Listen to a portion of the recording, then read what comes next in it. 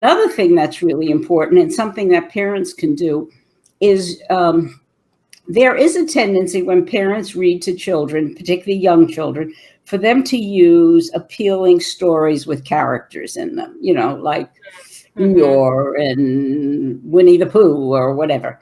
And they're great.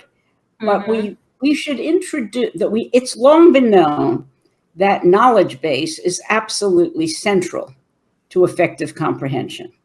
So that if, for example, a child reads that the Civil War began in 1861 because of the divisions between the North and the South, and he doesn't know what the Civil War is, and he doesn't know what 1861 was. And so the whole thing, even if he can read it perfectly well, he won't understand it. Yeah. So it's really important to build a knowledge base. And one of the best ways and easiest ways is to make sure that you use in your readings to kids in the evening what's called expository or informational texts. In other words, books about volcanoes, books about the trip to the moon, books about even the marathon races. In other words, books that tell interesting stories, but they're much more sophisticated. And the other thing is expository text, meaning you're exposing an idea, is very differently organized from narratives. And so if a child doesn't have that background, they can't follow it when it comes up in school.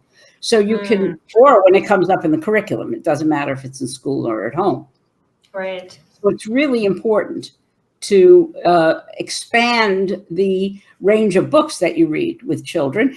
And it depends on the family. Let's say a child for a while till he gets to know it doesn't want this, then you want it. So you trade off with the child. This week it's your book. This week I'll read my book, kind of thing.